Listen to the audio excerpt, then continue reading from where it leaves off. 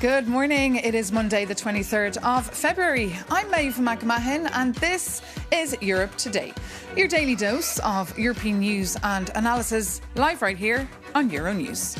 Coming up, EU foreign affairs ministers are gathering in Brussels today to discuss a fresh wave of sanctions against Russia. But there is a spanner in the works. Hungary is blocking a 90 billion lifeline for Ukraine, and Hungary and Slovachia are blocking a new sanctions package until Kiev resumes Russian oil deliveries to Hungary and Slovakia. The Hungarian Prime Minister Viktor Orban, who's in the middle of an election campaign, has also asked for several Russian names to be removed from the EU blacklist. For more on this, we can cross straight over to the European Council, where Euronews correspondent Shona Murray is standing by. Shona, quite a twist here, given President von der Leyen was hoping to make a big announcement tomorrow in Kiev. Remind us, what exactly is at stake today? Well, that's right, Maeve. This is going to be a very difficult EU Foreign Affairs Ministers meeting, not the one that they'd hoped for, given that bombshell announcement on Friday and all over the weekend by the Hungarian government that it would block major consequential decisions in relation to Ukraine. And yesterday we heard from the Hungarian Foreign Affairs Minister doubling down on that, saying until Ukraine resumes oil transit to Hungary and Slovakia via the Druzhba pipeline, will not allow decisions important to Kyiv to move forward. And as you mentioned there, they're blocking that €90 billion lifeline loan for Ukraine, which was negotiated with great fanfare just before Christmas and endorsed by all 27 EU member states, although Hungary and Slovakia won't be getting involved in it. That money is so important because Ukraine will run out of cash within the next 6 to 8 weeks. It was supposed to keep the country afloat for the next 2 years. EU officials I've spoken to say they don't know how they're going to move forward with this. In addition, they're both then, Slovakia and Hungary, then blocking the passage of the 20th sanctions package in relation to Russia's full-scale invasion of Ukraine. And the EU had hoped that this would be passed by the anniversary of the fourth of the full-scale invasion, which is, of course, tomorrow. That doesn't look like it's going to materialise, even though EU officials said that they had made huge progress in this. So officials I've spoken to, again, have said that really this is an inflammatory move by Hungary, but also very much exposes the vulnerabilities around the European Union and the decision-making process, that one country can veto something so consequential for Europe at this point. Maeve? OK, Shona Murray, thank you so much for that live update. We'll come back to you a little bit later in the programme, so don't go far. But now we'd like to hear the reactions from the Ukrainians. So we have actually our Ukraine correspondent, Sasha Vakalina, with us here on set. Good morning, Sasha. So what does this ultimatum from the Hungarians and the Slovakians mean for Ukraine? Well, Ukraine firmly rejected and condemned it, saying that this is the energy blackmail. This is the term that was used by Kyiv to describe what's happening. Ukrainian officials said that such actions in the context of Russia's intensified massive strikes against Ukraine's energy infrastructure are provocative, irresponsible, and they do threaten the energy security of the entire region. Now, in the statement, Ukraine's foreign ministry also said that the governments of Hungary and Slovakia are not only playing into the hands of the aggressor, but also harming their own energy companies that supply energy on a commercial basis. Now, both Slovakia and Hungary are very important in this regard to Ukraine. Slovakia imports around 17% of Ukraine's electricity inputs, and for Hungary it's much higher, it's around 45%. So these are very important numbers there. And at the same time, we have to say that Ukraine is paying commercial price for those electricity inputs. This is what the Ukrainian Foreign Ministry is referring to there. At the same time, Kyiv said that the repairments on the Druzhba pipeline are continuing, also pointing out that it's not Ukraine's fault that it was damaged. This happened during Russian strike on the 27th of January. And also Kyiv did offer the European Union an alternative, saying that temporarily the systems of Odessa-Brody pipeline could also be used to make sure that those transit can continue. OK, Sasha Vakalina, thank you so much for that update. And to dive even deeper into this topic, coming up, we'll be joined by Maria Malmer Stenergaard, the Foreign Minister of Sweden, a former Minister for Migration known for tightening reforms of Sweden's migration system. Maria Malmer Stenergaard has been in the Foreign Ministry since 2024, mostly focused on Sweden's NATO membership and, of course, on efforts to end the war in Ukraine. Good morning, Minister. Welcome to Europe Today. Thank you so much. Great to be here. Great to have you with us here on the programme today. Of course, a big day for you. We're expecting tense talks in that Foreign Affairs Minister. It was meant to be just a formality, really, to sign off on this sanctions package. What about this blockage, though, coming from Hungary and Slovakia? Well, I think it's a shame how they behave. I mean, every delay that we have in the adoption of a sanctions package is a failure for Europe. We need to increase the support for Ukraine. We need to increase the pressure on Russia, hence the sanctions. And I expect them to behave like Europeans today, but I'm not sure. And Sweden and Finland, you push very hard for this latest package of sanctions. Will you see it then as a personal failure as well if you can't get it through? Well, I only think about the Ukrainians, and every day that passes when we don't put the maximum amount of pressure on Russia is a failure. So we proposed from Swedish and Finnish side, we proposed, I would say, 3 things. So it's the full services maritime ban, and then it's stopping the import of fertilizers, which is still the 3rd biggest import from Russia, feeding the Russian war economy. And then number 3, stopping the export of luxury products from Europe to Russia, because I think it's a shame that they can still go on shopping as usual. And this announcement was meant to be made by Ursula von der Leyen tomorrow, symbolically in Kyiv, 4 years since the full-scale invasion began. Will she have to go now empty-handed? We don't know yet. I'm always optimistic. I really hope that we can put enough pressure on these two countries, but we'll see. There is this council meeting today, and then tonight the ambassadors will meet again. So I've not given up yet. Because it's not just the sanction package we're talking about; it's also the €90 billion lifeline that Hungary is now blocking. And we have decided upon that. So it's a disgrace that they don't let it pass. But we will continue to put pressure on them. I'm afraid that there is a lot of domestic politics in all of this, with elections coming up in Hungary. And it's a frustration, of course, when we see that Ukrainians are suffering every day. And also that Russia is getting weaker and weaker. So now is the time to change the calculus. And what about the talks to end the war, the US brokered talks? Any faith in them? And is it time to have an EU envoy to speak to Vladimir Putin? Well, the main problem is, regardless of who is there to talk, is that Russia still doesn't want peace. That is why we need to change this calculus, like I said. And this war has been a strategic mistake from the beginning for Russia, because they wanted a Russian Ukraine. They got a European Ukraine. They wanted to stop the expansion of NATO. They got Sweden and Finland in NATO. They have lost allies. They have lost influence. They have lost over 1 million lives. So we still need to put more pressure on them, because they are weakening, and that is the only way to have them interested in serious talks about peace. And what about EU membership for Ukraine? Would you support this by 2027? We are great supporters of EU membership for Ukraine, and we also support their path towards EU membership. I mean, still, it's a merits-based process. It's important that they can reach the levels that are required in different areas, but we will do everything we can to make sure that they will be able to become members. But 2027 not realistic? It's a very early date, but we will support them in any way to make sure that they can reach that goal. And just, Minister, another big story we're following here on Euronews, the big announcement from Donald Trump regarding the new global tariffs. How should the EU respond to that? With unity and with strength, like we've done before. But let me be very clear. Tariffs are taxes. They are very harmful for businesses, for consumers, and for the economy overall. I mean, now I expect the US to explain what is the way forward for them. But of course, we want to have less tariffs. What I prefer is no tariffs. And if there are more tariffs, should the EU use more stricter tools? A trade war is not what we need, but if needed, we should be able to show strength and, above all, unity.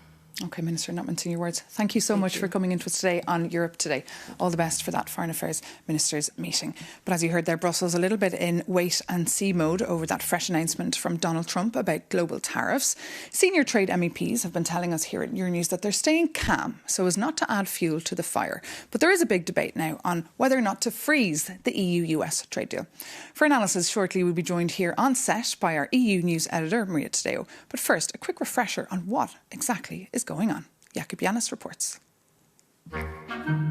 In Soviet Russia, there was a famous joke. You turn on the radio and hear about Lenin. You open the newspaper and read about Lenin. Now I'm terrified to open my fridge. These days, one could say the same about Donald Trump and his global tariffs. Because after a US Supreme Court ruling called his last week tariffs unconstitutional, Trump simply doubled down and announced a new 15% import tax anyway. So what actually happened and how it will affect you? The Supreme Court ruled that the US Constitution gives the power of taxation strictly to Congress, not the president. By using emergency laws to tax the world, Trump overstepped his authority. And for the EU, this creates chaos. Last summer's still unratified EU-US trade deal, capping tariffs at 15%, is now in legal limbo. And with those powers voided, the European Commission is asking now for clarity, as European companies could potentially get billions in refunds for the tariffs they already paid. But here is the catch. This doesn't affect Trump's older tariffs on steel, aluminium and cars, which relied on completely different laws. But even with a conservative Republican-nominated majority, the Supreme Court still ruled against Trump. And in response, he publicly attacked the very justices appointed by Republican presidents. They're just being fools and lapdogs for the rhinos and the radical left Democrats. So, back to that fridge joke. If these new tariffs hold, expect whatever the EU imports from the US to get more expensive. But there is hope. Danish shoppers are now using a new app that scans products to help you easily find local alternatives to US imports. So perhaps it's time for Europe to follow the famous motto: improvise, adapt, overcome?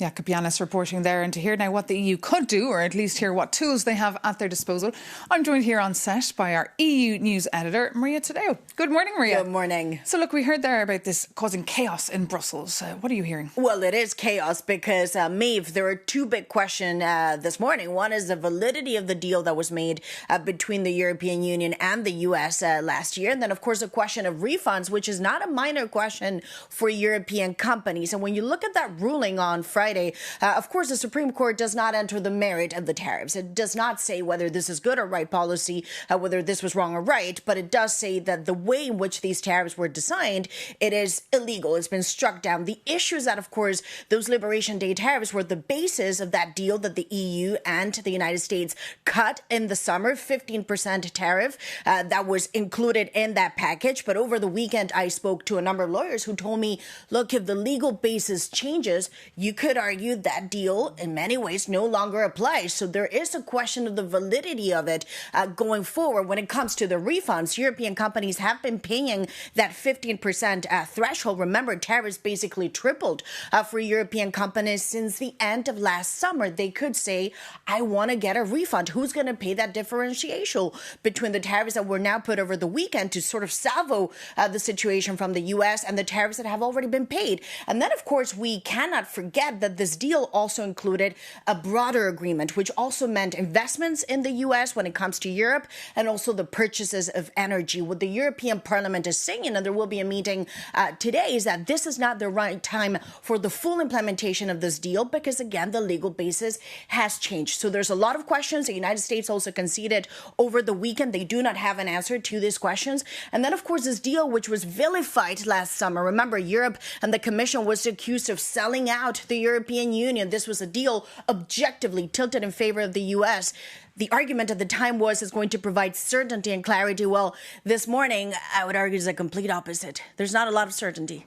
There is not, no. Maria Dale, thank you so much for that update. And for more, of course, do take a look at Euronews.com. But now, as promised, it is time to head back over to the European Council Foreign Affairs meeting here in Brussels and bring back our Shona Murray, who's been catching up with foreign ministers as they arrive there on the red carpet. Shona, what's the latest? Well, good morning, Maeve, and welcome back to this Foreign Affairs Ministers meeting on the eve of the 4th anniversary of Russia's full-scale invasion of Ukraine. And I'm joined now by the Foreign Affairs Minister of Lithuania, Minister Budrys, who, of course, Lithuania is a frontline country. Minister, just tell us, first of all, your reaction to that bombshell announcement by Hungary over the weekend on Friday about blocking this lifeline loan. That was very frustrating, of course, and we were expecting that everything was already prepared for the 4th anniversary, and we will be ready to deliver new sanctions package, 20 sanctions package, and also 90 billion euros loan to Ukraine, and that will be something to show that Europe is solid, Europe is resolved, and we can deliver. Now we cannot, and this is really frustrating. On the other hand, it's not the first time when we see one country blocking our collective action for the internal politics. I don't know for what reasons, but they're absolutely in opposite to European security interests. And we have to be very honest about it, whether we are still the family of the countries that are sharing the values, sharing the security interests, and sharing the future, whether we are in 27 really effective, because we cannot be disrupted each time by these vetoes. Indeed, you told me just a few minutes ago that you will look your the Hungarian Foreign Affairs Minister in the eye, Peter Szarto. What do you say to him today? That's what we expect from the partners, what we expect from the European Union, and we expect a clear explanation of how it contradicts their national interests, because this is the only reason how you can block the collective action. And we saw so many times this exploitation of the principle of unanimity. We have to review whether we have to review the very decision-making process, or we have to review the powers of one of the member states, because we cannot continue like this, because so many difficult issues are in front of us. So that is actually the key question here. That's what everybody I've spoken to over the weekend is saying. This cannot go on, that one country can use and abuse the veto. What should the solution be in relation to Hungary, because it is the country that does it the most? We have to go into the discussion about the decision-making in the common foreign security policy and whether we should move to QMV. Lithuania was one of the biggest skeptics, and we were supporters of unanimity. Now I see how it is disrupted each time. Now I'm also leaning to the position that we should use more QMV. Another thing is the principles that we have in Article 7, what allows us to reduce the voting rights of one of the members if we cannot proceed further. Because with Article 7, just to interrupt you there, I mean, it's not been possible to get a consensus there, or even a two-thirds majority. Do you think that might have changed, that EU member states are a bit more frustrated with Hungary, that they might push for this? When I see the faces across the table, I understand what is beneath there, what will be the precedent for the future, but we cannot block ourselves, because otherwise we would move to other formats to make a decision, but not the EU. It means that it will be the end for EU as a geopolitical actor in the future. So this is what is at stake. I'm not even mentioning the European security architecture in the future. So this is a real tough issue. If we cannot proceed, we cannot each time prepare some carrots to the donkey to move further. So we have to take also sticks. Okay, so what is the immediate resolution to this? Okay, because if this 90 billion euro loan is blocked, we know that Ukraine is going to run out of money within the next 6 to 8 weeks. What's the solution? Is it bilateral loans from member states? I mean, what to do? I still have the hope. I'm optimistic that we will proceed further. There are some certain instruments that European Commission has, and there are some interest also of Hungary, what they want to receive from the European Union. So I'm optimistic that we will get there. But we are late, because Ukrainians need money right now. And of course there are bilateral tracks. And on this one we also have to be really honest. Those are Nordic, Baltic countries, Germany, Netherlands, probably Poland, some others. I won't name everyone, but not every country supports Ukraine at the same level. Some of them only talk more than or invest some other material, but not the finances. They need hard currency and money. Okay, Minister for Lithuania, thank you very much for joining us on Euronews. And back to you, Maeve. Thank you so much, Shona Murray, and of course to the Lithuanian Foreign Minister, Kęstutis Budrys there. For more on those awkward conversations taking place inside that foreign ministers meeting in Brussels, do keep an eye on Euronews.com. And tune in tomorrow morning. We'll have a very special edition of Europe Today focused on the impact the full-scale war on Ukraine has had and what it means as well for the EU. Thanks so much for watching. Take care. Bye from Brussels.